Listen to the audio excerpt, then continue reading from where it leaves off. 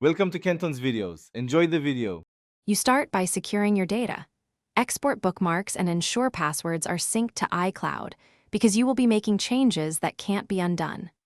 Once done, quit Safari cleanly. If it won't close, force quit with Option Command Escape. Then, disable all extensions and clear caches from the Develop menu.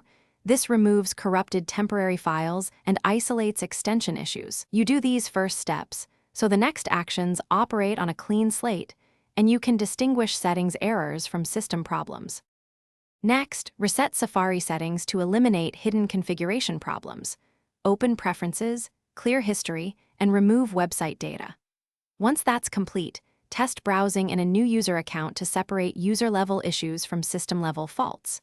If problems persist, reinstall Safari by applying the latest Mac OS combo update or, when necessary, reinstall Mac OS without erasing your disk.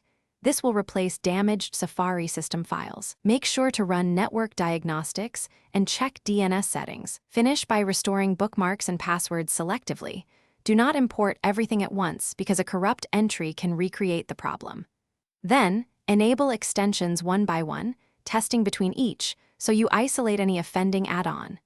If Safari remains unstable, boot in safe mode to load only essential system components and collect console logs for targeted troubleshooting.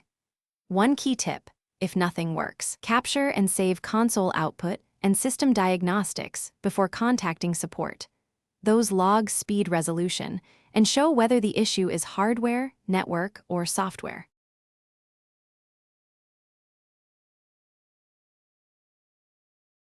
Thanks for watching. Consider subscribing if we helped you.